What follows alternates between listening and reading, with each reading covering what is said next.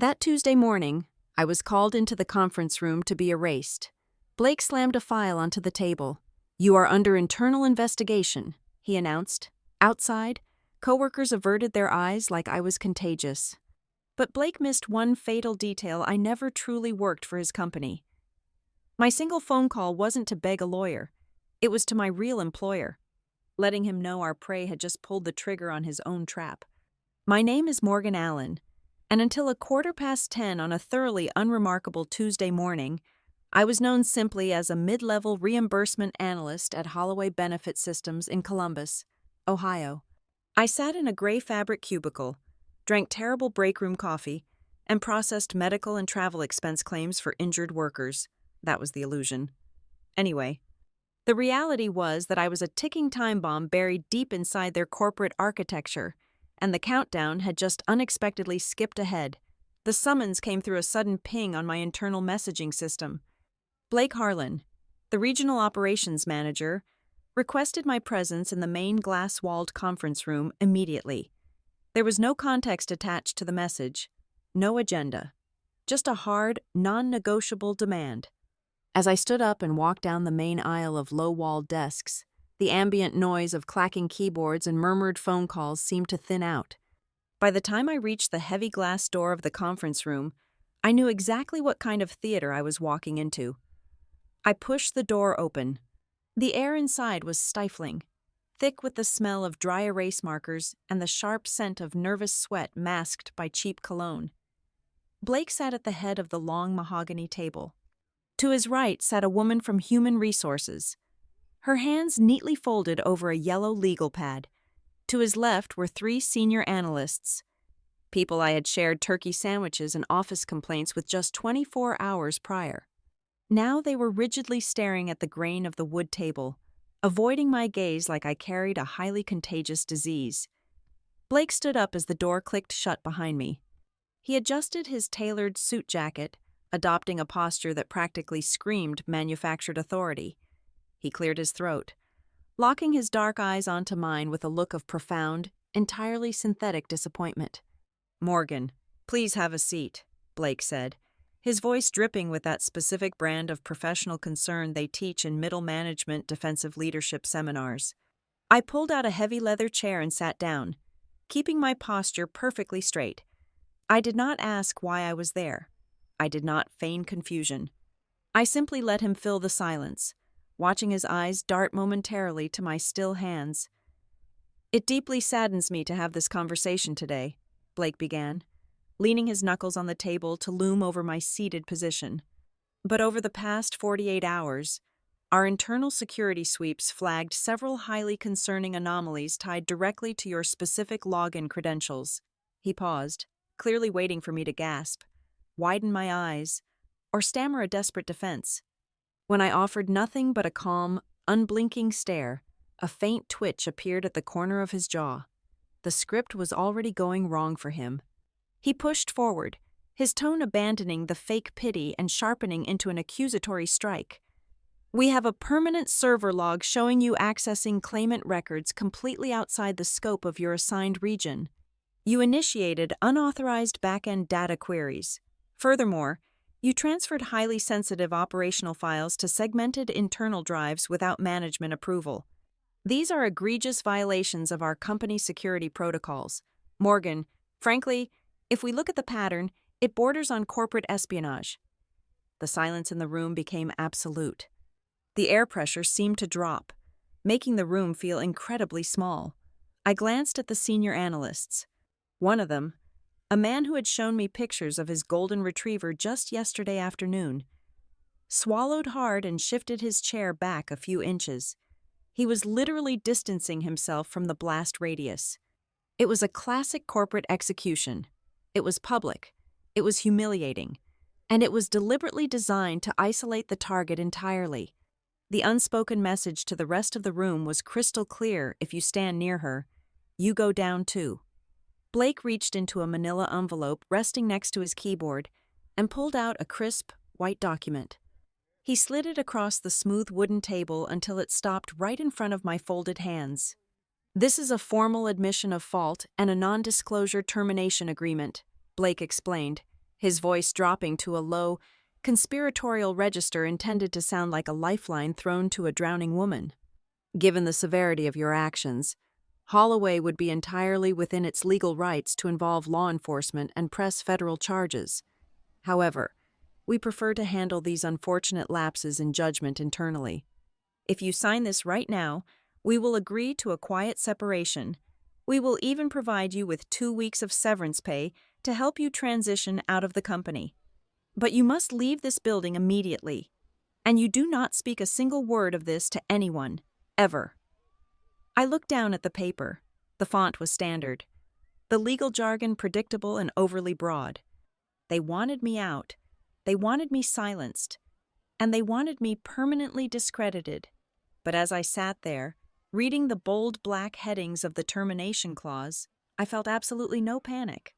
Instead, a cold, clinical realization washed over me. I felt a dangerous deviation in the rhythm of our operation. This was happening exactly 3 weeks earlier than my timeline projected. I had been incredibly careful. My data pulls were masked, fragmented, and buried under dozens of layers of routine audits.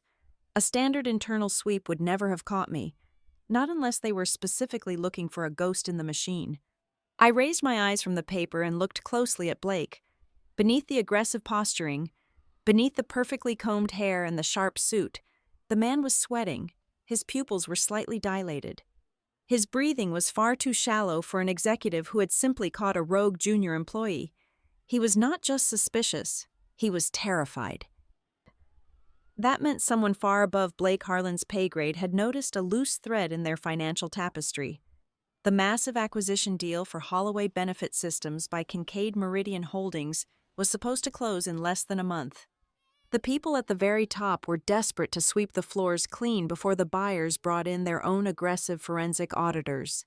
Blake was just the blunt hammer they were using to smash the problem before it could shatter their multi-million-dollar buyout. "You are very quiet, Morgan," Blake noted, clearly mistaking my analytical silence for shock. He leaned over the table, bringing his face closer to mine, trying to physically dominate my space. "You need to understand the absolute gravity of your situation.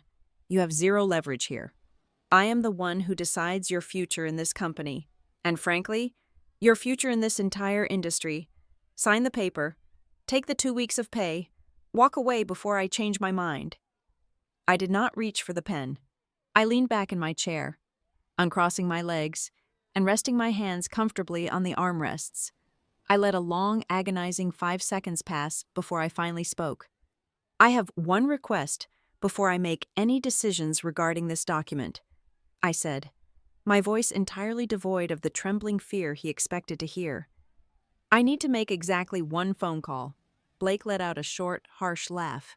He looked at the HR representative, sharing a quick smirk of shared superiority. He assumed I was about to call an overworked legal aid lawyer, or perhaps a terrified family member to cry about my lost job. He thought a phone call would only cement my desperation and speed up the signing process. "Go ahead," Blake sneered, waving his hand dismissively toward my pocket. "Make your call. But I promise you, no one is going to save your job today." I reached into the inner pocket of my blazer and pulled out my mobile phone. I unlocked the screen, dialed a highly encrypted external number I knew by heart, and pressed the speakerphone icon.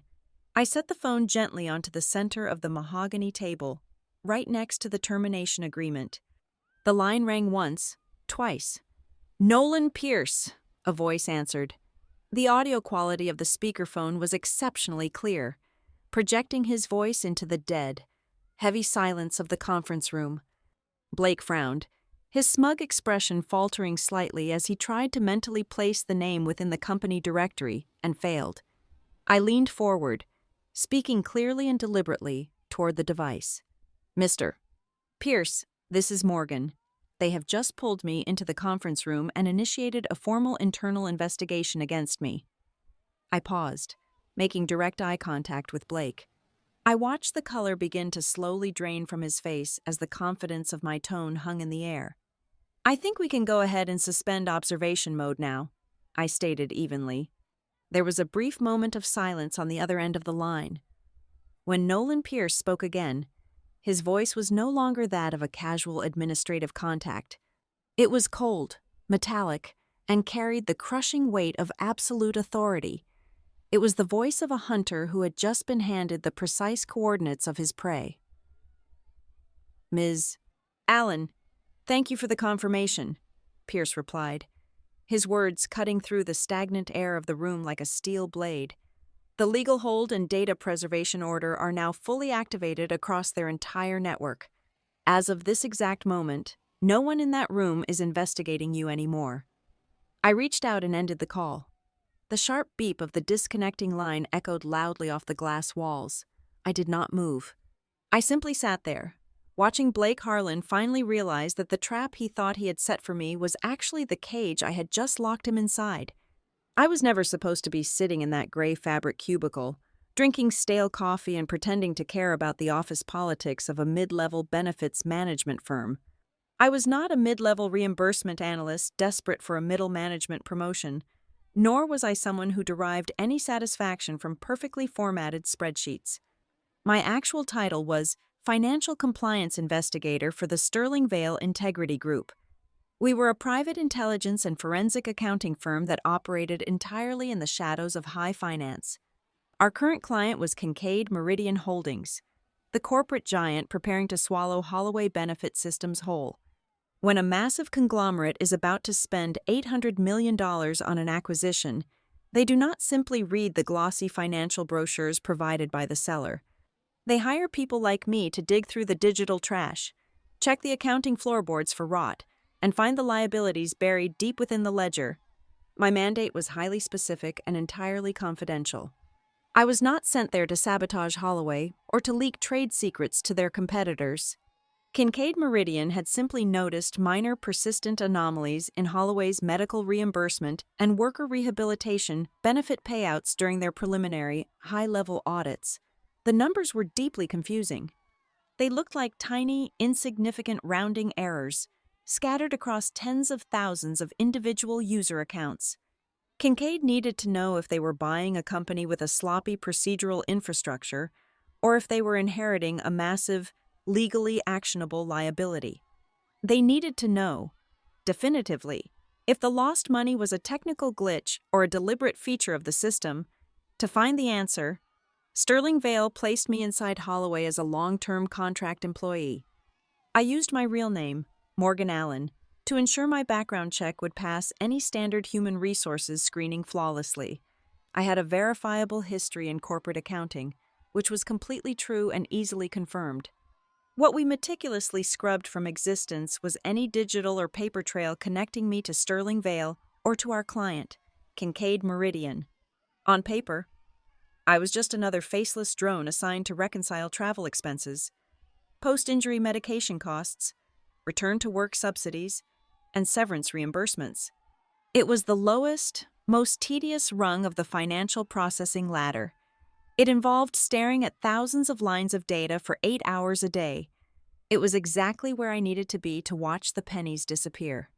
My objective was strictly professional when I accepted the assignment. I was there to write a risk assessment report, but that detachment evaporated the very first week I logged into their mainframe. For me, this assignment became intensely, furiously personal. 15 years ago, my father fell from a poorly secured scaffolding on a non-union construction site. He shattered his lower lumbar spine and pulverized his right knee. He was a fiercely proud man who had worked with his hands his entire life, and suddenly he was confined to a rented mechanical hospital bed placed right in the middle of our small living room. I remember the sharp, antiseptic smell of the medical supplies mixed with the familiar scent of our old home. The physical pain he endured was agonizing, but it was the financial suffocation that truly broke our family. Because his injury was workplace-related, he was legally entitled to physical therapy and travel reimbursements for the specialized rehabilitation clinic located 45 miles away from our home. But those checks never seemed to arrive intact, if they arrived at all. A reimbursement that was supposed to be for $250 would show up as $180. A $90 claim for mandatory prescription copays would be reduced to $14 without any logical explanation. When my mother would spend 3 hours on hold, waiting for an answer from the claims adjusters, she was always met with a wall of dense, impenetrable corporate jargon. They called the missing money a system adjustment. They called it a reconciliation hold. They cited obscure administrative subclauses printed in font so incredibly small it blurred the eyes.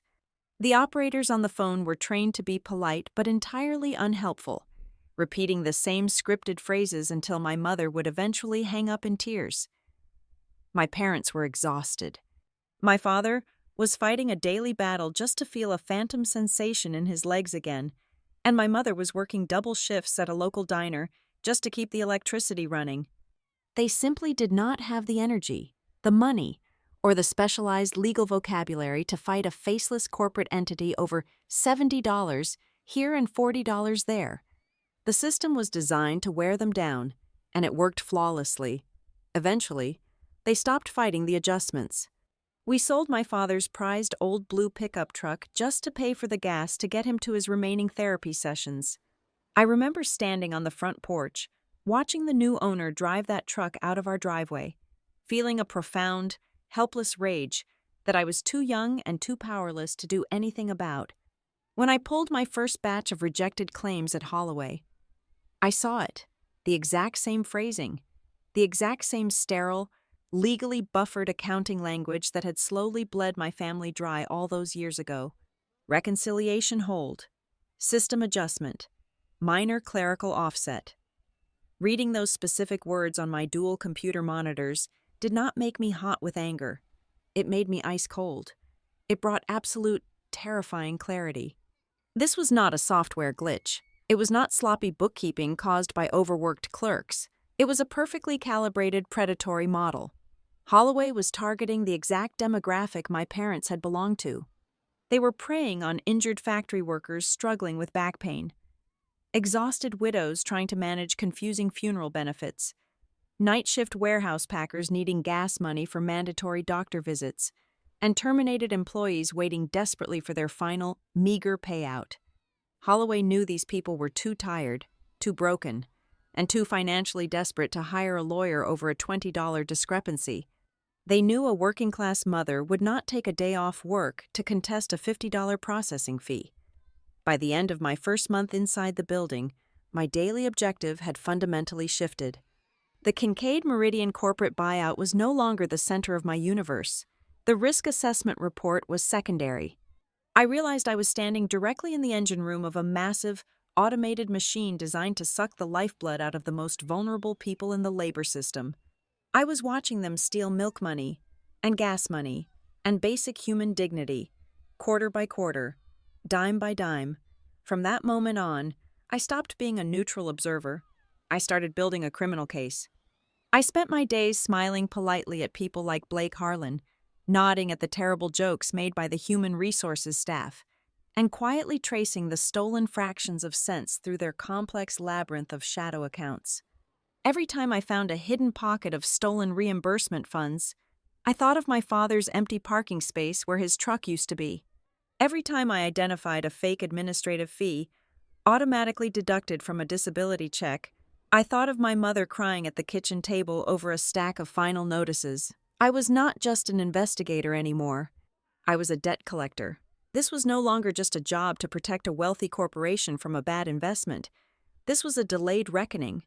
I was going to pull the entire structure down around them, and I was going to make sure Holloway paid back every single cent they had taken from thousands of people who had never even been given the dignity of an apology. I spent the first several months building the perfect camouflage. To survive in a corporate ecosystem that feeds on the weak, you have to become utterly unremarkable. I made sure my sedan was the first one in the parking lot at 6:45 every morning. I brewed the break room coffee before the administrative staff arrived. I kept my desk aggressively bland, decorated only with a generic calendar and a company-issued pen holder. More importantly, I became the person everyone could dump their backlog onto. If a senior analyst wanted to leave at 3 in the afternoon on a Friday, I cheerfully offered to take their remaining files. By doing their grunt work, I gained unrestricted access to their processing histories. Within 12 weeks, I was universally regarded as the most reliable, unthreatening, an invisible employee on the floor. That invisibility allowed me to look closely at the targets. The people Holloway was bleeding dry were never the executives with gold-plated health plans. They were the absolute bottom tier of the American workforce. I spent my days reading the desperate appeals of lumbermill workers with shattered lumbar discs, trying to get reimbursed for a 50-mile drive to the only pain specialist their plan covered. I reviewed the meager files of grieving spouses waiting for a one-time funeral disbursement of $2,000. I processed claims for graveyard shift janitors needing a $70 reimbursement for mandatory physical therapy. These were people living check to check, entirely reliant on a system that was secretly designed to starve them. The genius of the Holloway theft was its microscopic scale. If you steal $10,000 from one person, they hire a lawyer. If you steal $4.50 from 50,000 people, they just assume the system is complicated and give up. The core mechanism was a brilliant piece of malicious coding called a reconciliation hold. When a worker submitted a valid claim for, say, $150, the system would automatically approve $142. The remaining $8 would be flagged as a hold pending secondary review. But there was no secondary review. The system was programmed to let that hold sit in a digital purgatory for exactly 90 days. On the 91st day, the hold would silently expire.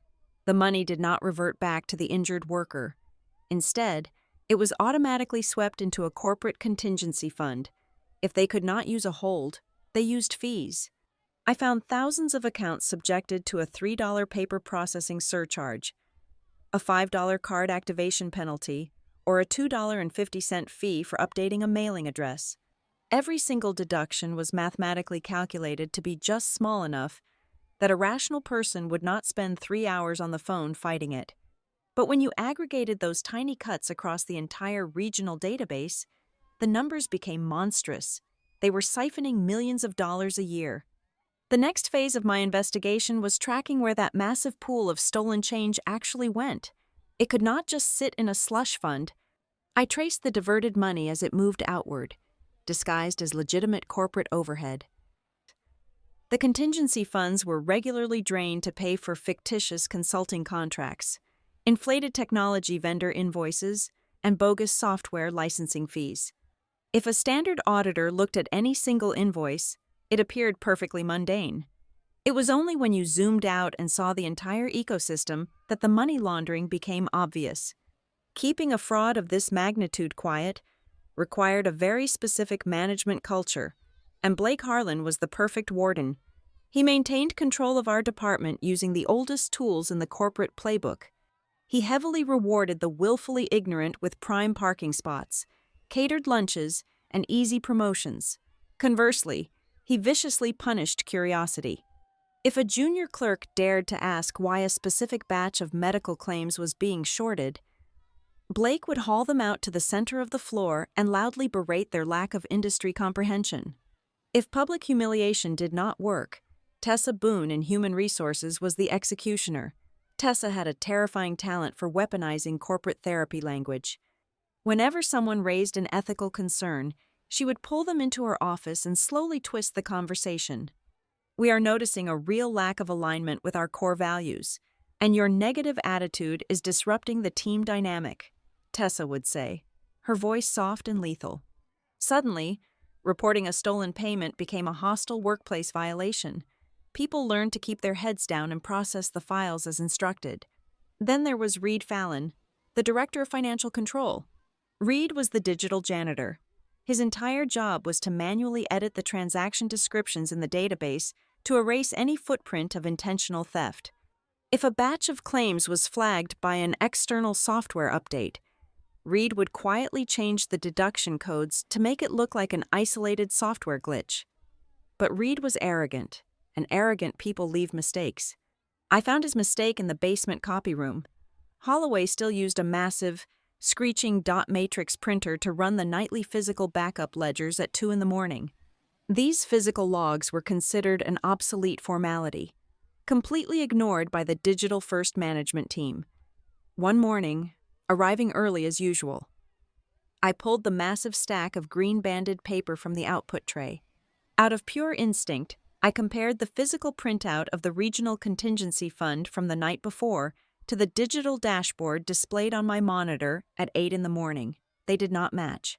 The digital dashboard showed a fund total that was exactly $412 less than the physical printout. The next day, the discrepancy was $380. The physical paper captured the exact moment the money pooled together. But before the morning shift started, someone was manually skimming the top off the digital ledger and moving it to an off-book account. Someone was intervening in the dead of night. By the end of my 8th month in the cubicle, the picture was brutally clear. I had the mechanics of the theft. I had the money trail. I had the 3 direct operators, Blake managing the floor, Tessa enforcing the silence, and Reed washing the digital tracks. But as I dug deeper into the hidden architecture of the accounting software, I hit a steel wall. Every single malicious script, every automated hold, and every off-book transfer required a master administrative override. Blake, Tessa, and Reed were just middle management thugs following a blueprint. They did not have the access or the intelligence to build the machine. Whenever I managed to unearth the deepest approval logs for the fraudulent software patches, the authorization line was never a full name. It was just 2 initials, floating like a ghost in the code. GV. Whoever GV was, they were sitting far above the Columbus regional office. They were the architect of the entire predatory model, and they wielded so much power that even Blake Harlan never dared to speak their name aloud. Finding GV was the final key. But I was running out of time. The Kincaid Meridian acquisition was moving fast, and the people at the top were getting ready to burn the evidence, take their massive buyout bonuses, and disappear into the corporate ether. The click of the disconnected call hung in the conference room like the final toll of an iron bell. Blake Harlan stared at the sleek black phone resting on the mahogany table, his brain struggling to process the seismic shift in power. He had brought me in here because a routine internal security sweep had flagged my user identification code accessing the main server at 2 in the morning the previous Sunday. It was a minor anomaly, completely circumstantial. But Blake was a man living in perpetual fear of discovery. Instead of initiating a quiet, standard administrative review, he had opted for his favorite weapon, public execution.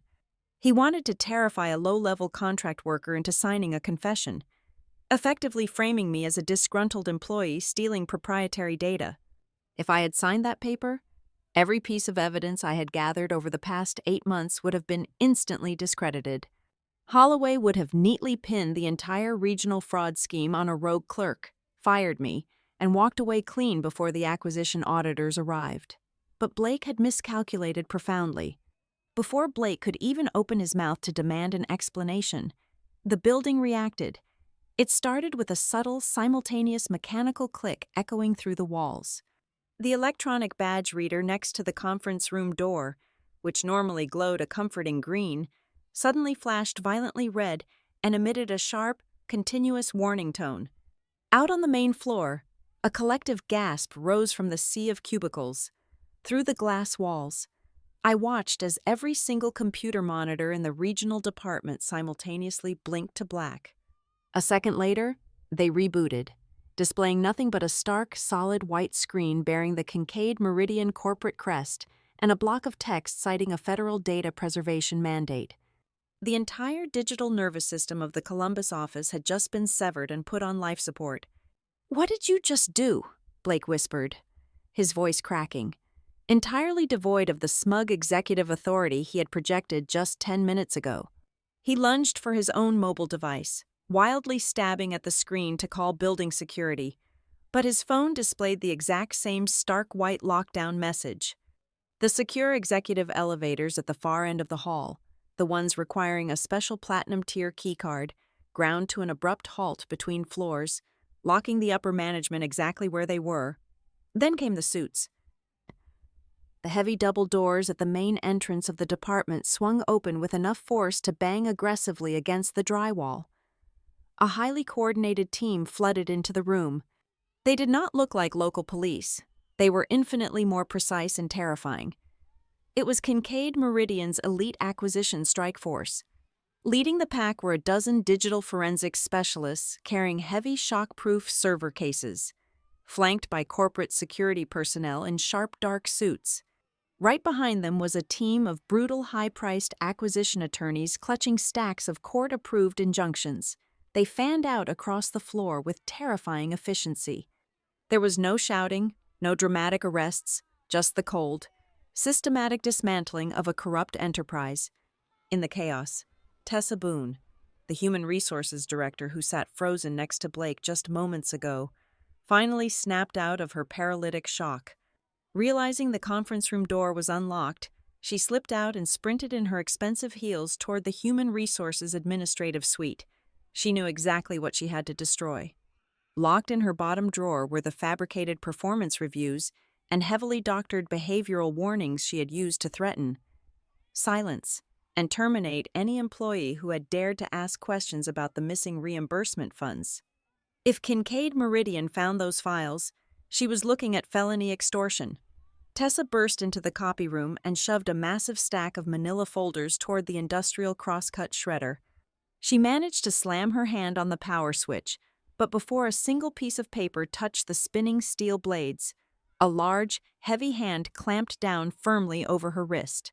A Kincaid security officer, who had tracked her desperate sprint, simply pulled the power cord from the wall, gently took the folders from her trembling hands, and pointed her toward a holding area. On the other side of the floor, Reed Fallon, the director of financial control, was fighting his own losing battle. The moment his dual monitors flashed white, Reed dropped to his knees beneath his desk, desperately trying to hardwire his personal laptop directly into the local Ethernet port. He needed 3 minutes. Just 3 minutes to run a localized wipe protocol and erase his deeply buried history of manually editing transaction codes and altering the nightly ledger entries. His fingers flew across his keyboard, sweat dripping onto the keys.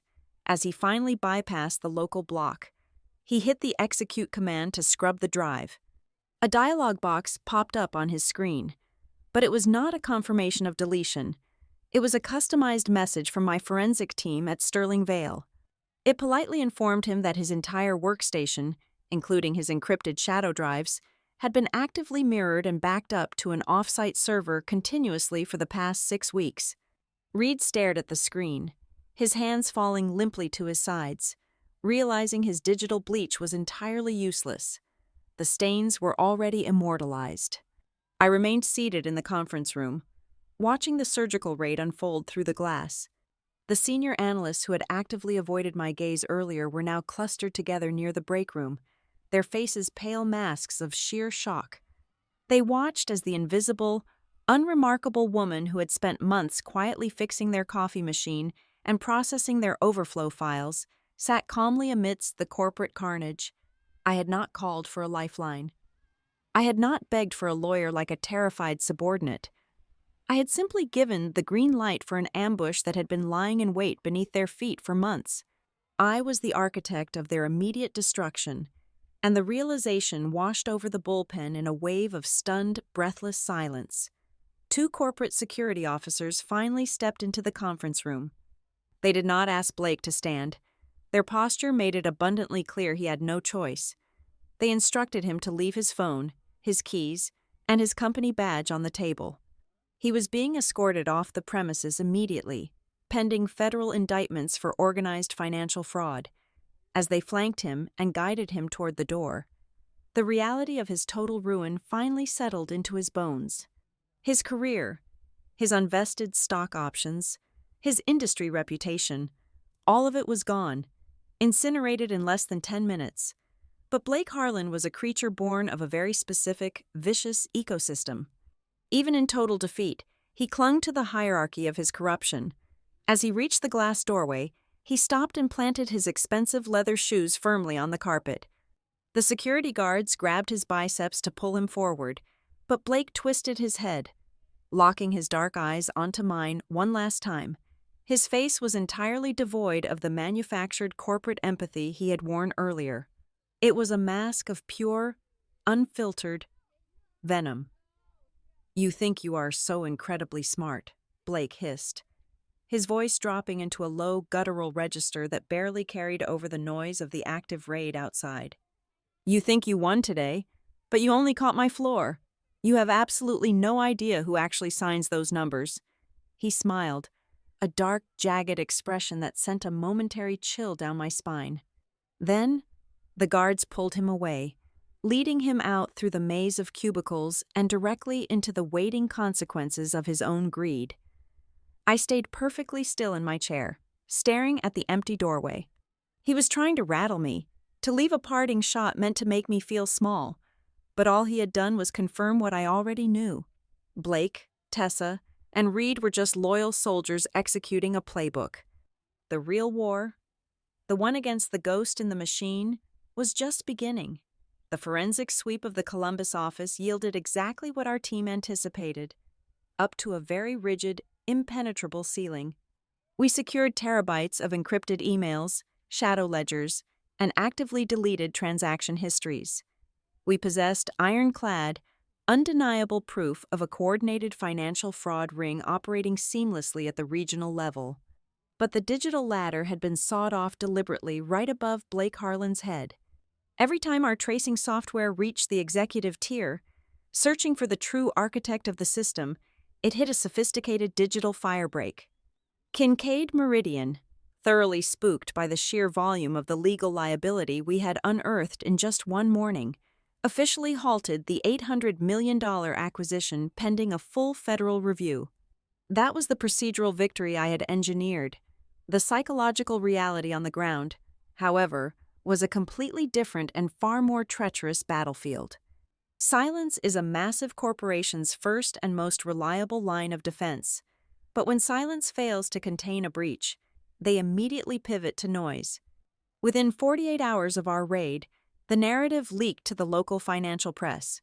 It was not framed as a triumphant story about uncovering a predatory billing scheme that systematically stole from vulnerable laborers.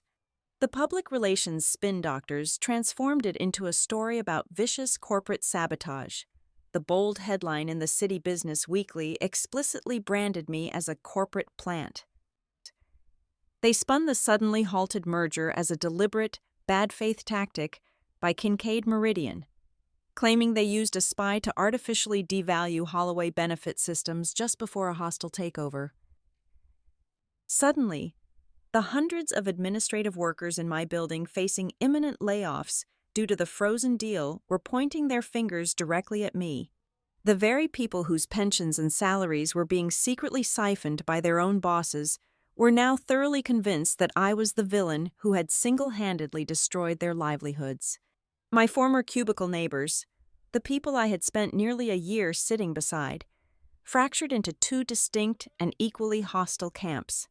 Half of them looked at me with pure, unadulterated hatred, feeling deeply betrayed that the quiet, helpful woman who processed their overflow files and brought pastries on Friday mornings was actually a financial mercenary wearing a wire. The other half were paralyzed by absolute, suffocating terror. They spent their days frantically reviewing their own past data entries, terrified that their routine, unquestioning compliance with Blake's daily orders now made them unintentional accomplices to federal wire fraud. I was completely isolated. I learned a very hard lesson that week. Doing the right thing inside a profoundly corrupt ecosystem does not make you a celebrated hero. It makes you an exile. Then came the legal counterstrike. Blake Harlan did not rely on a standard corporate defense attorney. He hired Claire Duval. Duval was a notoriously ruthless defense lawyer who specialized in high-stakes, white-collar exoneration, primarily by way of complete character assassination. She did not bother to argue the forensic data my team had collected. She strategically attacked my motive. In a perfectly orchestrated press statement held on the steps outside the federal courthouse, Duval painted me as an unstable, deeply grieving daughter unable to separate reality from trauma. She had somehow dug up the 15-year-old worker's compensation file belonging to my father. She stood in front of a dozen cameras and declared that I was acting on a deeply ingrained, irrational personal vendetta against the entire insurance industry. She accused me of deliberately manipulating isolated procedural technicalities to frame innocent middle managers, making the systematic fraud looked like nothing more than the fabricated revenge fantasy of a traumatized woman. I desperately needed a human anchor. I needed someone inside the Holloway machine who could verbally confirm the malicious intent behind the manipulated numbers to counter Duval's narrative. The only visible crack in their defensive armor was Lena Torres. Lena was the senior supervisor of payment reconciliation. She was a quiet, deeply anxious woman in her late 50s who had spent a decade rubber-stamping the exact corrupted ledgers I was investigating.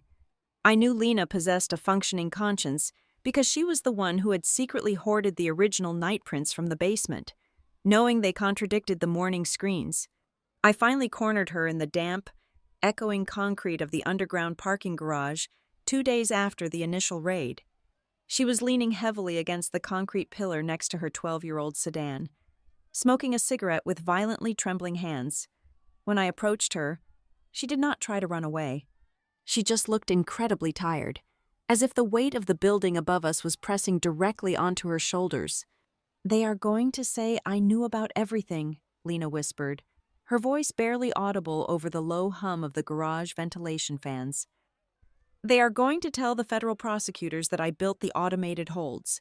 You did not build those holds." "Lena," I said, keeping my physical distance so I would not spook her. My tone soft but completely firm. "But you saw them operating. You watched those financial holds expire day after day. You kept the physical paper prints in your desk because you knew the digital dashboard they forced you to present every morning was a complete lie."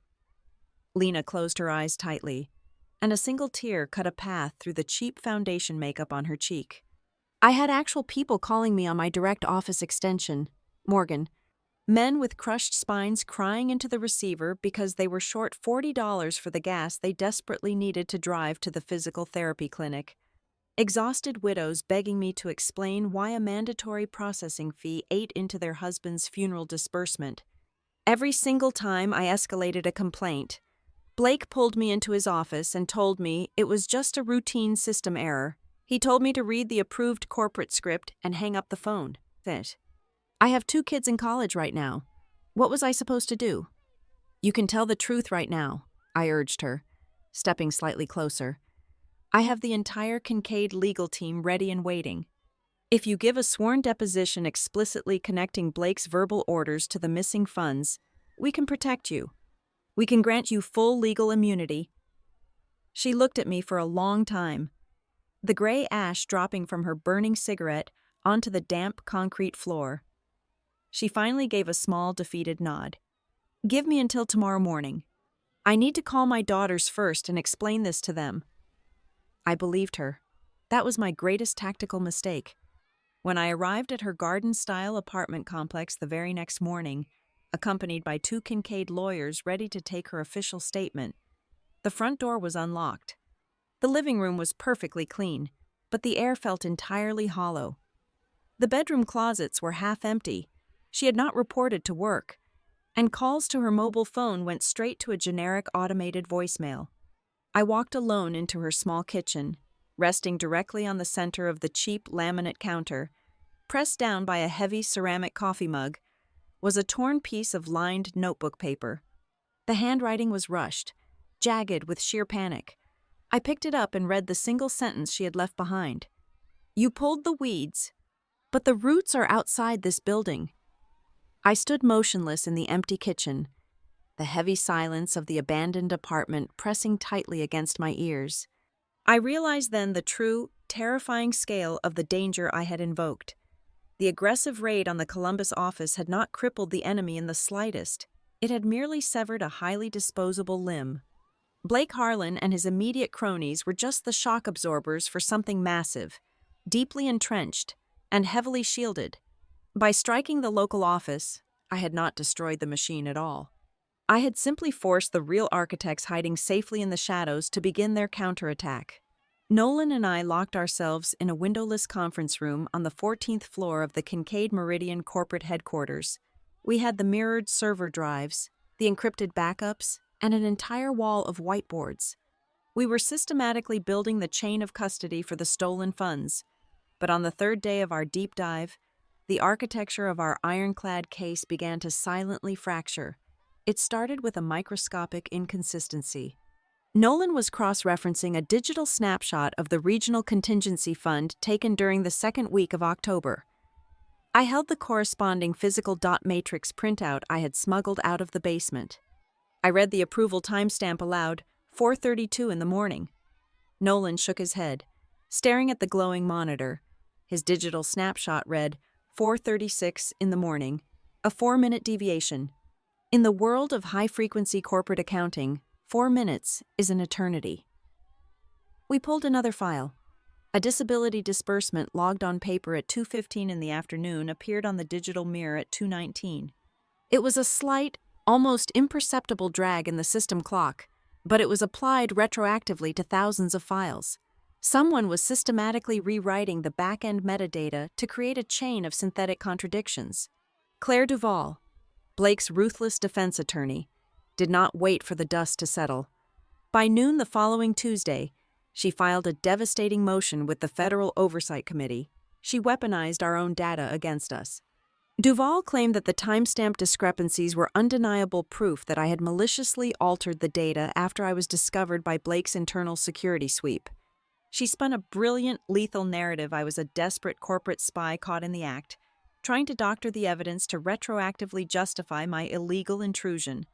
She made my pristine evidence look dirty, chaotic, and entirely unreliable. I sat in the glow of the monitors long after Nolan went home, tracing the digital signatures of the alterations.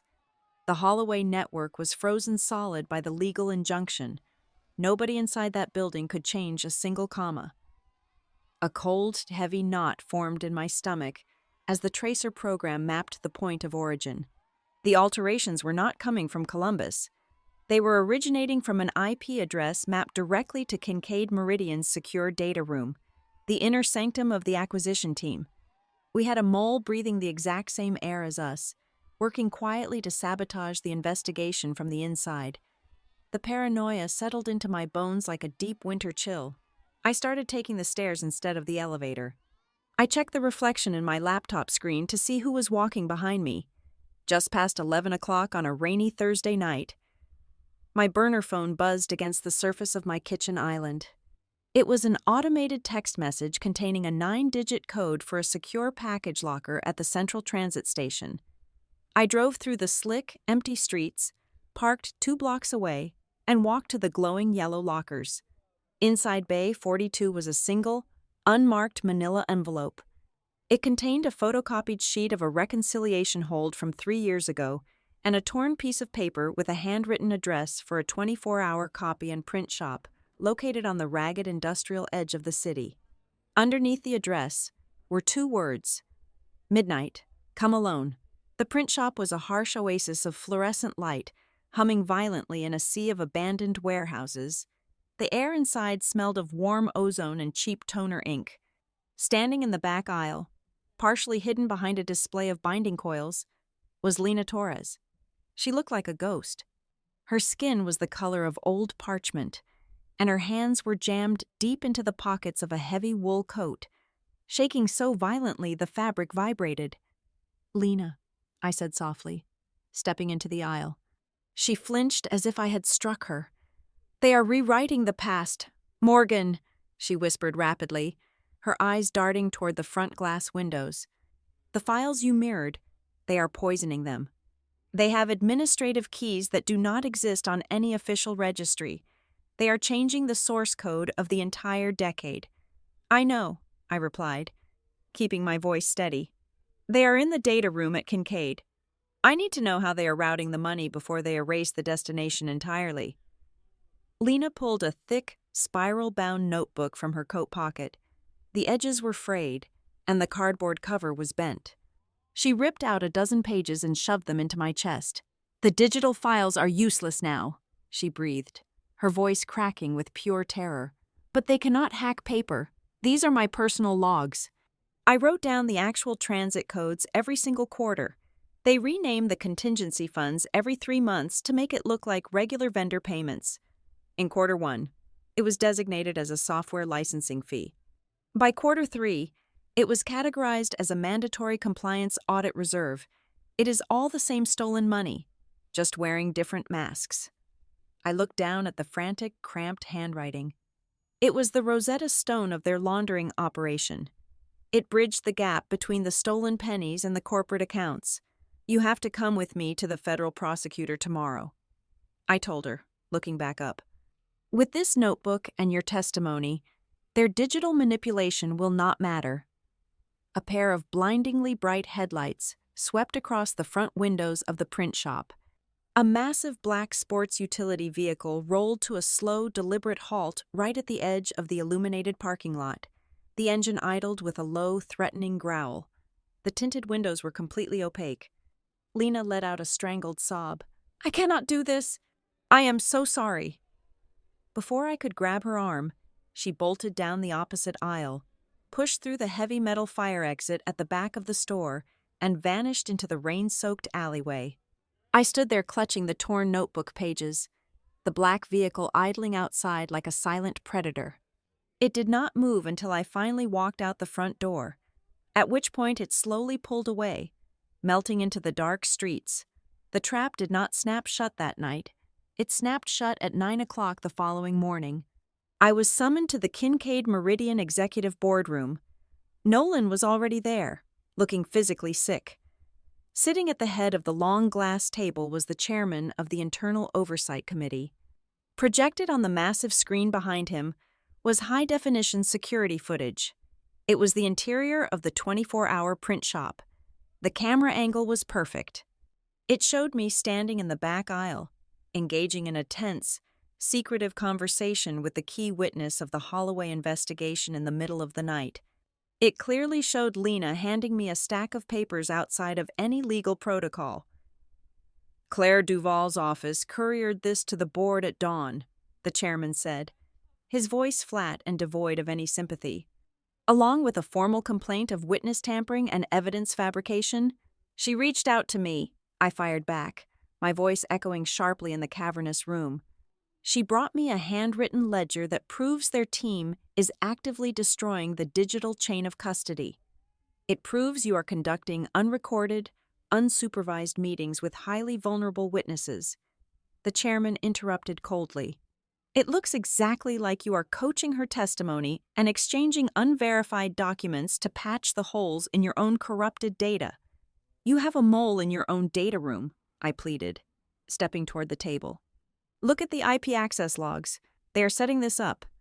The media is currently crucifying this firm for corporate espionage. Ms. Allen," the chairman stated, folding his hands. "And now the defense is accusing our lead investigator of dirty tactics. The integrity of this entire acquisition is hanging by a thread. Kincaid Meridian must preserve complete independence and distance from any shadow of misconduct." He did not need to finish the sentence. The verdict was already decided.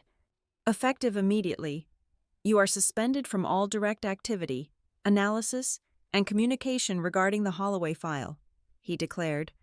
"You will surrender your security access, your laptops, and the documents you procured last night. You are entirely off the board." I placed the torn notebook pages onto the cold glass table. As I walked out of the boardroom, the realization hit me with the force of a physical blow. The invisible architect behind the fraud did not need to win an argument about the truth. They did not need to prove they were innocent. They simply needed to smear enough mud on my reputation so that the board would discard me. They had successfully turned the hunter into a dirty cop, ensuring my voice would no longer be the blade that cut their throat. Being severed from the Kincaid Meridian servers felt like having my optic nerve surgically cut. I was suddenly blind in a war I had started. The corporate board had stripped me of my credentials, my laptops, and every digital asset I had painstakingly compiled. But they made one fundamental error. They assumed my entire investigation existed on a hard drive. They forgot that I had spent months sitting in a gray cubicle, pretending to take meeting minutes while actually handwriting an encyclopedic record of their crimes. I pushed my coffee table to the edge of my living room and covered the hardwood floor with 5 black spiral-bound notebooks. These were the only things the Kincaid lawyers had not confiscated, simply because they did not know they existed. With the corrupted digital mirroring out of the picture, analog memory was my only untouched weapon. I spent 3 days crawling over the pages, cross-referencing dates and fund titles. Without the noise of the digital dashboard, the mechanical rhythm of the fraud became incredibly obvious. I noticed a distinct, repeating cycle. Every time the stolen contingency fund swelled past a specific threshold, usually around $250,000, the electronic records were scrubbed clean by the automated system. But my handwritten notes, copied directly from the margins of the physical dot matrix printouts before Lena Torres was forced to hide them, retained a tiny string of alphanumeric source code. At the end of every single scrub sequence, sitting quietly in the margin, were those two initials, GV. On the fourth night of my suspension, a sharp knock rattled my front door. It was Nolan Pierce. He was not wearing his usual sharp suit. He wore a faded jacket, and he looked like a man who had not slept in a week. He stepped inside, refusing to take off his coat. "I am not supposed to be here," Nolan said, his voice low and tight. "If Kincaid's security catches me talking to you, I lose my license." "Why are you here, Nolan?" I asked, standing by the sea of notebooks. "To tell you that you were right," he replied grimly. "The mirrored server at headquarters is entirely compromised. The digital timestamps are actively shifting right in front of my eyes, and the network administrators claim they cannot trace the root command. The mole is operating at the executive tier. We have lost the digital battlefield. Morgan, they own the history now." "They own the digital history," I corrected him, pointing down at the floor. "But they cannot retroactively hack ink." I walked Nolan through the pattern. I pointed to the initials GV. I reminded him of a peculiar behavioral quirk I had observed in Blake Harlan during my undercover months. Blake was an arrogant tyrant who loved to assert dominance, but there was exactly one scenario that made him go completely dead silent. Whenever the Columbus office received a thick, cream-colored envelope bearing the seal of the National Benefit Standards Council, the private regulatory body that dictated operational compliance for the entire insurance industry, Blake would snatch it from the mail cart himself and lock his office door. The letters were always classified as process standardization updates. I flipped to a page detailing a third-party transit vendor called MarrowCard Mobility. "Look at this," I told Nolan. "MarrowCard is the pooling station. Before the stolen reimbursements hit the disguised reserve funds, they are routed through this specific prepaid transit card vendor as an activation hold. It acts as a financial airlock. If we can prove who designed this specific airlock, we bypass the digital corruption entirely." Nolan rubbed his temples. "Morgan, to prove who built the architecture, you need the original system migration documents. Holloway upgraded their entire processing mainframe years ago. The physical blueprints for that transition were supposed to be shredded after 5 years by federal mandate." That was when a seemingly meaningless memory crystallized in my mind. Earl Benton. He was the grumpy, semi-retired head of the internal mailroom who had complained to me constantly about the sheer volume of paper they used to handle. "The year 2014, I said aloud, the realization hitting me. Earl told me about the big server migration in the fall of 2014. He complained that management was too cheap to hire a secure shredding service for the old physical ledgers. Instead, they boxed up hundreds of pallets of raw paper vouchers and shipped them to a deep storage facility out of state to rot." "Where?" Nolan demanded, his eyes suddenly sharp. "Kentucky," I answered. "A subterranean limestone facility near Louisville. If the scheduled destruction order was delayed, the genesis code of this entire monster is sitting in a cardboard box." We drove through the night, pushing Nolan's car to the limit down the dark interstate. We reached the storage facility just after dawn. It was a massive, hollowed-out cavern of limestone, repurposed into a subterranean labyrinth for corporate skeletons. The air inside was freezing and smelled intensely of damp earth and decaying paper. Nolan used a Kincaid corporate credential that had not yet been revoked to bluff our way past the front desk, claiming an emergency audit hold. The clerk handed us a map and pointed us toward Sector 4. We spent 6 agonizing hours ripping through towers of moldering cardboard boxes. My hands were black with dust and age. We were looking for the specific palette labeled for the system architecture transition. Just past noon, my box cutter sliced open a heavy, water-stained carton. Inside were thick, brass-bound logbooks and heavy plastic binders. I pulled out a red binder marked with a faded operational label. I flipped it open. There it was, the original blueprint.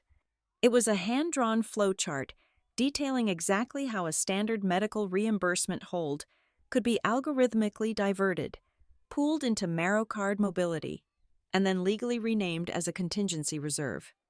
It was the exact predatory mechanism I had spent nearly a year trying to expose, laid out not as an error, but as a deliberate, calculated business strategy.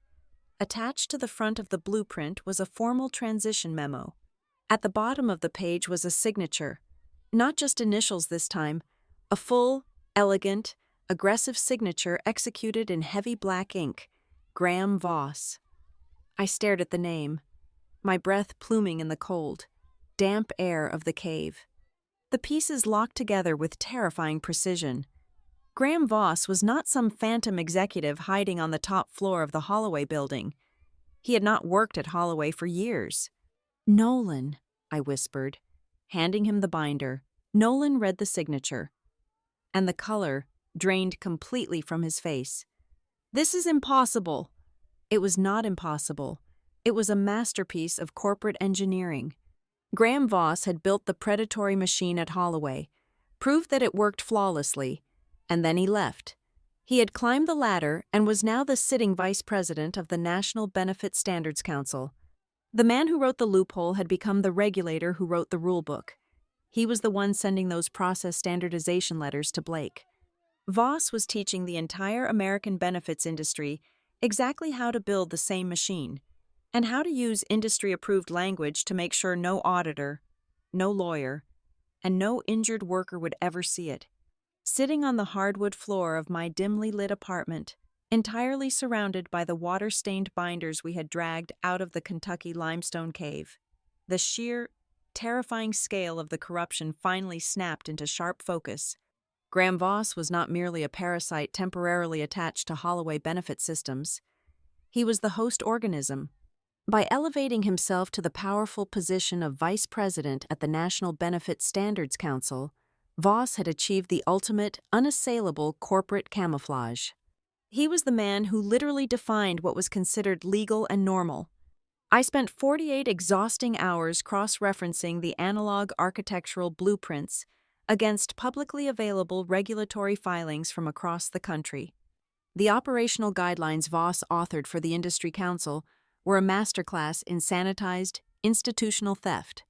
He utilized incredibly dense bureaucratic phrases like acceptable margin of processing friction and automated reserve allocation to legally justify the exact same skimming operation across the entire healthcare landscape. Holloway was just the loudest alarm bell because it was currently undergoing an $800 million acquisition audit. As I dug through the public dockets, I found 3 other massive claims processing firms employing the exact same contingency fund structures and microscopic adjustment fees to systematically squeeze dry the accounts of their most vulnerable claimants. Voss had not just committed fraud, he had successfully franchised it. This horrific revelation perfectly explained the sheer, reckless arrogance Blake Harlan had displayed during my ambush in the glass conference room. When Blake aggressively slid that termination agreement across the mahogany table, he was not acting out of isolated, panicked desperation. He was operating under a concrete, ironclad guarantee.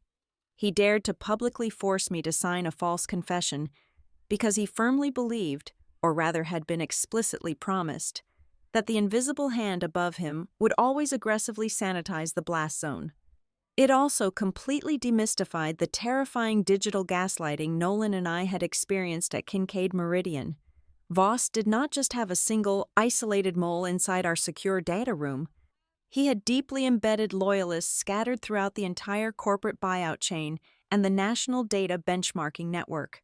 They possessed the highest administrative privileges across multiple platforms, granting them the terrifying power to seamlessly alter timestamps, rewrite historical transaction descriptions, and disguise systematic larceny as routine technical glitches. They were the invisible janitors of the financial world. But every brilliant architect has someone who carries their blueprints. Every powerful executive has an assistant who schedules their clandestine meetings and manually files their raw, unfiltered correspondence before the lawyers sanitize it. I dug frantically through the yellowed human resources rosters buried in the Kentucky boxes until my blackened finger stopped on the exact name I needed. Mara Devlin. She was listed as the senior executive assistant to Graham Voss during the critical 2-year window when the holding funds were initially engineered and deployed. But when I ran her name through the standard background check databases using my burner laptop, she was an absolute ghost. She had resigned abruptly 7 years ago and systematically scrubbed her entire digital existence from the internet. There was no social media footprint, no updated property tax records, and no forwarding corporate email address. She had vanished with a level of precision that screamed of deep, paralyzing fear. I spent 3 agonizing days tracking down a defunct landline number attached to an obscure post office box in a rural county 200 miles north of the city. I called the number and left a highly specific, cryptic message referencing the exact file nomenclature Voss used in the 2014 system migration. I did not leave my name. I just left the code and waited. Late on a Tuesday evening, my prepaid phone vibrated against the kitchen counter. It was an automated routing service masking the caller's true location.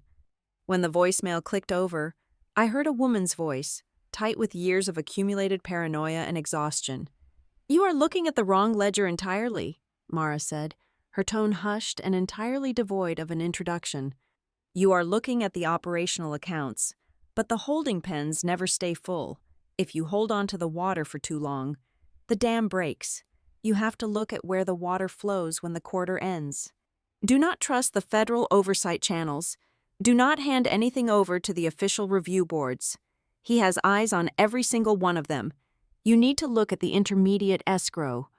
The line went dead with a sharp click. There was no goodbye, just a desperate warning thrown into the dark. Intermediate escrow. It was a term rarely utilized in standard, day-to-day claims processing. I tore through my handwritten notebooks, completely bypassing the regional Holloway accounts, and started tracing the external vendor payouts. Mara was pointing me toward a completely forgotten, highly insulated financial layer, the third-party intermediary insurance underwriters.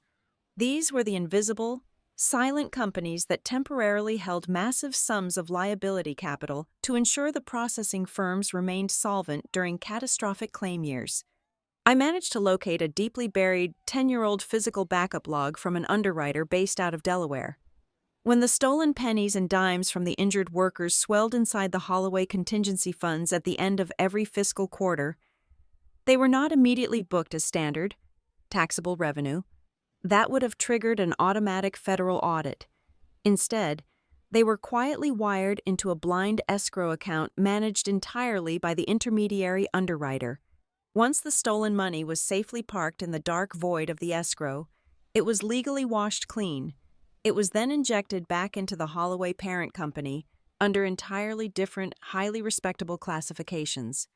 I meticulously traced the routing numbers and watched the stolen gas money of crippled factory workers magically transform into massive, untraceable executive bonuses. More disgustingly, the funds were routinely reclassified as leadership retention fees and strategic growth capital. This was the true, monstrous brilliance of Graham Voss. The money was not just lining the pockets of middle managers, it was being actively weaponized to artificially inflate the entire valuation of the enterprise. By hiding the stolen funds as legitimate auxiliary profit, Voss had successfully tricked massive conglomerates like Kincaid Meridian into paying a massive premium for a company built entirely on a foundation of systemic theft. The victims were funding the very executives who were destroying their lives. I finally saw the entire beast in all its horrifying glory. It was breathtaking in its cruelty and its mechanical scale. It was a perfect, self-sustaining ecosystem of white-collar predation that stretched far beyond the glass walls of the Columbus office, contaminating the very institutions designed to police it. I held the irrefutable, analog proof in my deeply stained hands. I possessed the transition signatures, the routing maps, and the hidden escrow accounts. But as I sat completely alone in my cold apartment, listening to the rain beat against the windows, the bitter, suffocating irony of my situation washed over me like a physical weight. I had finally solved the impossible puzzle. I had cornered the monster, but the corporate board had already stripped me of my voice. I was officially suspended from my firm, securely locked out of the building, heavily discredited by the national financial media as a bitter saboteur, and legally barred from presenting my findings to anyone who possessed the actual power to act on them. I possessed the weapon to end the war, but I was entirely forbidden from pulling the trigger. The emergency injunction hearing was convened on a bleak Thursday morning in a cavernous vase, wood-paneled room in the federal commercial courthouse. The stakes within those four walls were absolute. Kincaid Meridian was petitioning the presiding judge to formally terminate the $800 million acquisition contract, place Holloway Benefit Systems under immediate receivership, and refer the entire corporate leadership to the Department of Justice for criminal prosecution. The air in the room was thick with the scent of expensive wool suits and cold sweat. And I, the very architect who had painstakingly built this massive case from the ground up, was relegated to the very last row of the public gallery. I sat on a hard wooden bench, wearing a simple gray blazer, completely stripped of my corporate credentials and security clearances. I was legally barred from approaching the plaintiff tables. I was forced to watch my own war unfold from the cheap seats. The paralyzing, suffocating helplessness I felt in that room tasted far more bitter than any insult Blake Harlan had ever spat in my face during my forced termination. Claire Duval, the high-priced and notoriously aggressive defense attorney representing Blake and the Holloway Executive Board, was holding court. She was masterfully painting Kincaid Meridian as a predatory conglomerate attempting to manufacture a fake data scandal simply to break a legally binding commercial contract. The Kincaid lawyers, severely handicapped by my forced suspension and the actively corrupted digital evidence on their mirrored servers, were losing ground by the hour. The defense was winning by weaponizing the confusion. Then, Duval called her star witness to the stand. The heavy oak doors near the front of the courtroom swung open, and Lena Torres walked slowly down the center aisle. A collective, quiet gasp echoed from the Kincaid side of the room. Lena looked like a hollow, fragile shell of the woman I had met in the 24-hour copy shop just a week prior. Her skin was ashen, her shoulders were slumped in defeat, and her eyes were fixed firmly on the polished floorboards, deliberately avoiding my gaze in the back row. She had clearly made a desperate, terrifying calculus she was going to bury the absolute truth to save herself from federal prison. Lena took the oath, her voice barely a whisper, and sat heavily in the wooden witness box. Duval approached her with a soft, manufactured smile, designed to project warmth and safety. Under Duval's gentle, meticulously guided questioning, Lena began to systematically dismantle everything we had worked for. She testified that the temporary financial holds placed on the injured workers' accounts were not a malicious theft mechanism at all. She claimed they were simply a standard vendor processing rhythm, a totally legal administrative delay required to ensure compliance with external medical providers. Her voice was flat, robotic, and entirely devoid of the agonizing guilt she had expressed to me in the underground parking garage.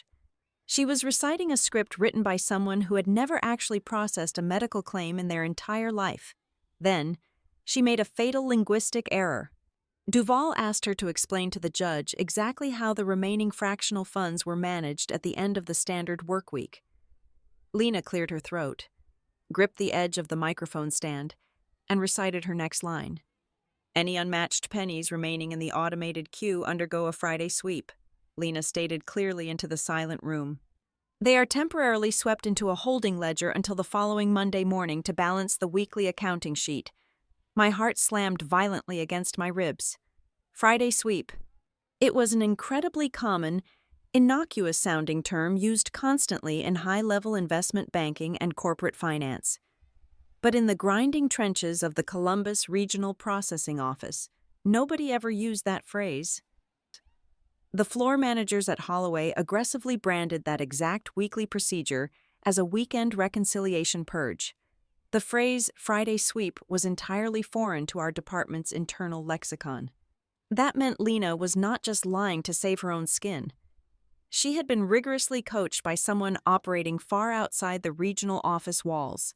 She was repeating terminology handed down by an executive architect who used Wall Street banking terms instead of blue-collar processing slang.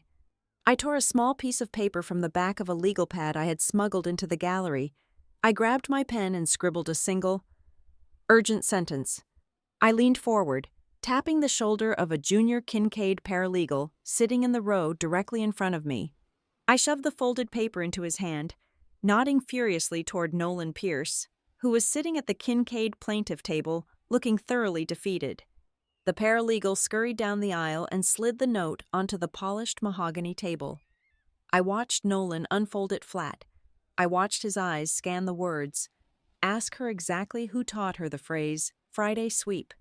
Nolan looked back at me over his shoulder for a fraction of a second, his expression instantly hardening from despair to sharp, focused anger. When Duval finally concluded her direct examination, she offered the witness to the opposing counsel with a smug, victorious nod. Nolan stood up. He did not grab any files. He did not approach the wooden podium. He walked directly toward the witness box, stopping just a few feet away from Lena. The courtroom fell entirely silent, the tension snapping tight like a wire. Ms. Torres, Nolan began, his voice perfectly calm, lacking any of the theatrical aggression Duval had anticipated. You just testified to this court that your department utilized a protocol called a Friday sweep to manage unmatched funds. Is that correct? Lena blinked rapidly, her hands gripping the edge of the wooden box so tightly her knuckles turned white. Yes, she answered softly. Nolan leaned in slightly, lowering his voice to a tone of absolute certainty. Ms. Torres, I have personally reviewed thousands of pages of internal communications from your specific department in Columbus. I have read every operational email sent over the past 5 years. The phrase Friday sweep does not appear a single time.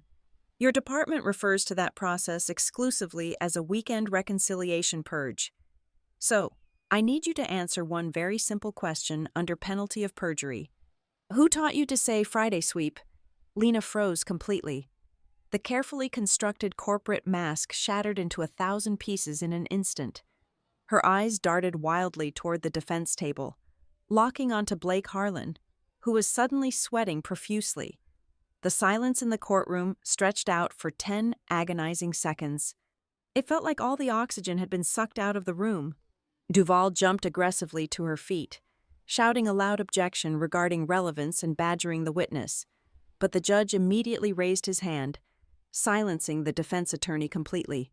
He turned his severe gaze toward Lena and instructed her to answer the question. Lena looked down at her shaking hands. A single, ragged sob tore through her throat, echoing loudly through the microphone. Under the crushing pressure of the federal oath and the sudden realization that she could not protect the lie, she completely broke. "They told me to say it!" Lena cried, tears finally streaming down her face. Blake Harlan and the corporate lawyers came to my apartment on Tuesday night. They told me if I did not memorize their exact terminology and make the missing money sound like a professional banking error, they would pin the entire regional fraud on me. They promised they would protect my pension if I just read their script. Pandemonium erupted at the defense table. Duval was practically screaming for a recess, while Blake looked like he was about to physically bolt for the heavy oak doors, but Nolan did not retreat. Ms. Torres, Nolan pressed, his voice cutting clearly over the rising noise in the room. Do you have any physical proof that these funds were intentionally diverted and not just a processing rhythm? Lena reached down with trembling hands and pulled her cheap leather purse onto her lap. She unzipped a hidden compartment deep in the interior lining and pulled out the frayed, heavy spiral notebook she had tried to hand me in the copy shop. The real, analog ledger. They made me leave my original notes at home. She wept, holding the notebook up for the judge to see. But I hid this one. It has all the original fund rename codes. It has the backdated approval orders they forced me to process. She frantically opened the book to a dog-eared page. There is a handwritten directive in here from 2 years ago. It explicitly orders us to ensure the deductions remain small enough so no injured worker will ever sue, but steady enough to guarantee consistent quarterly revenue. It is signed by GV. The judge slammed his wooden gavel down like a thunderclap, repeatedly demanding order as the Kincaid executives in the front row erupted in a mixture of profound shock and vindicated fury. The notebook was immediately admitted into evidence and handed directly to the court clerk. Blake Harlan was standing up, frantically waving his hands, violently pointing his finger at the ceiling, trying desperately to throw all the blame entirely onto the upper management tiers he had previously sworn to protect. The entire regional facade had collapsed in spectacular, catastrophic fashion. The Columbus office was dead. But as the federal bailiffs moved in to secure the evidence and the judge formally granted Kincaid Meridian their emergency injunction, I remained perfectly still in the back row. I watched Blake drown in his own arrogant hubris, but I felt no immediate sense of triumph. Graham Voss was nowhere in the room. His initials had finally been spoken into the federal record, but the man himself was still a terrifying ghost, entirely insulated by thick layers of corporate bureaucracy and national regulatory committees. The courtroom had just burned to the ground, but everyone in the courtroom understood exactly what I knew: the final, most brutal battle was still waiting for us outside those doors. The night before the final emergency meeting between the Kincaid Meridian Board of Directors and their primary financial lenders, the suffocating silence was finally broken.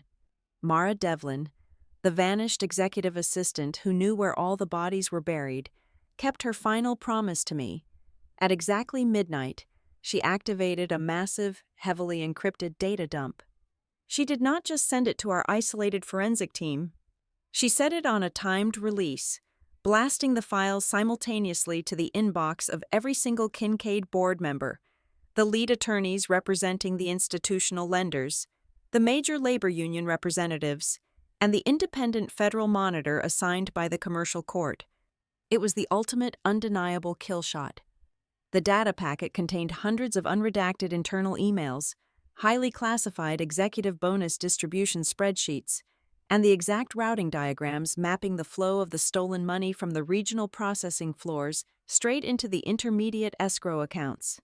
But the crown jewel of the leak was an audio file. It was a pristine recording of a restricted conference call from 4 years ago. The voice echoing through the speakers was unmistakably Graham Voss. He was not using sanitized, regulatory language.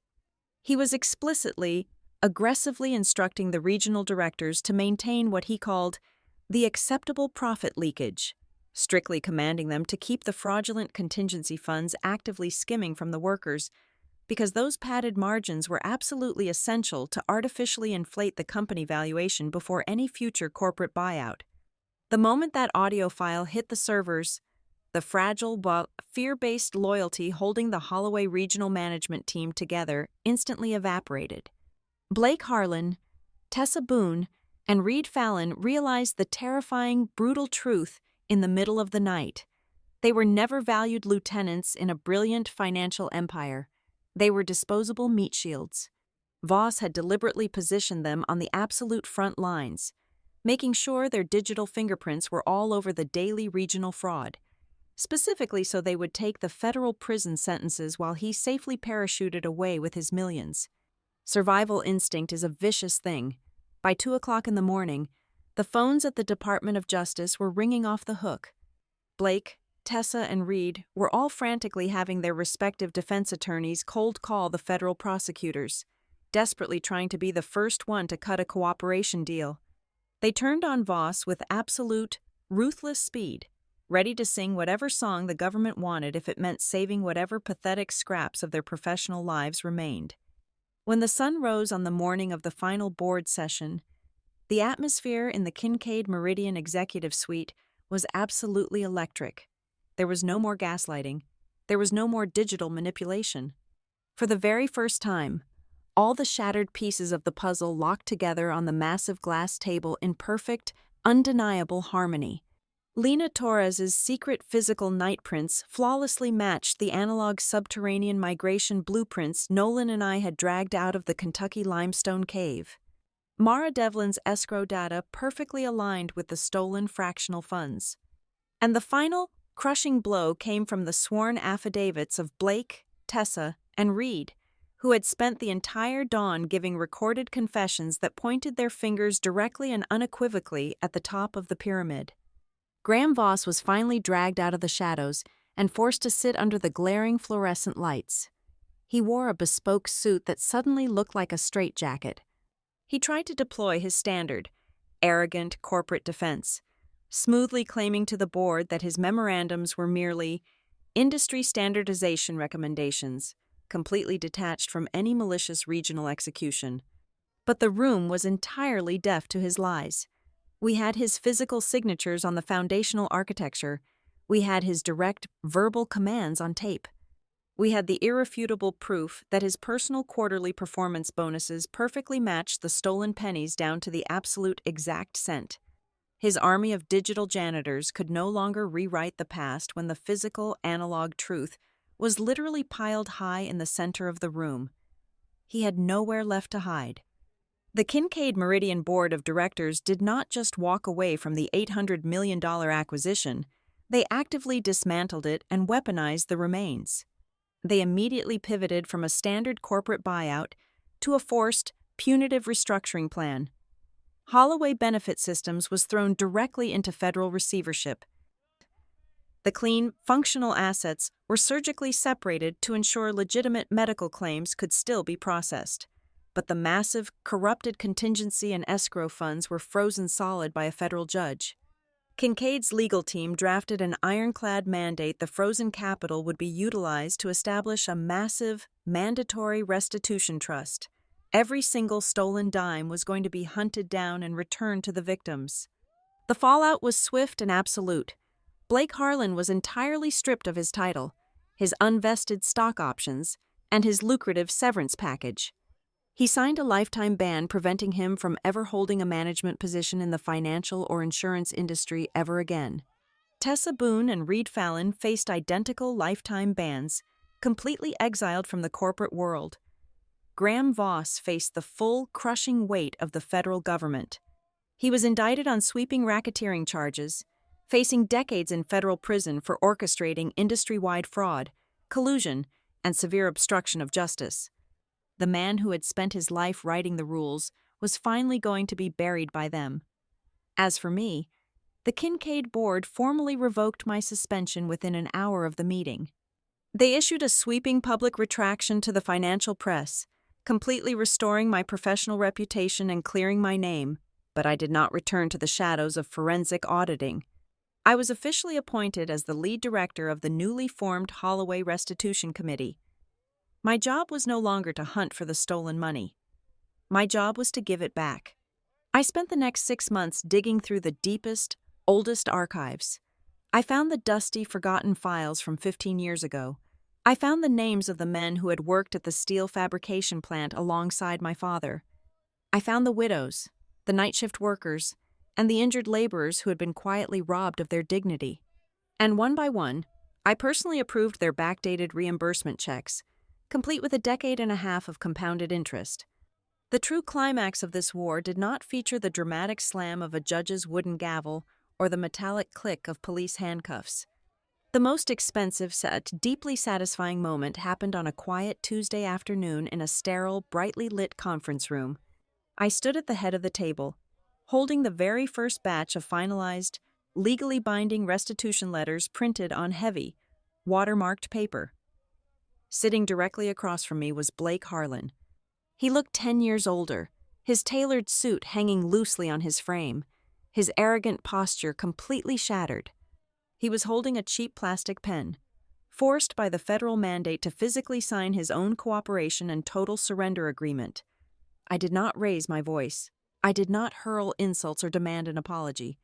I simply slid the paperwork across the smooth mahogany surface and watched his hand tremble as he signed his name.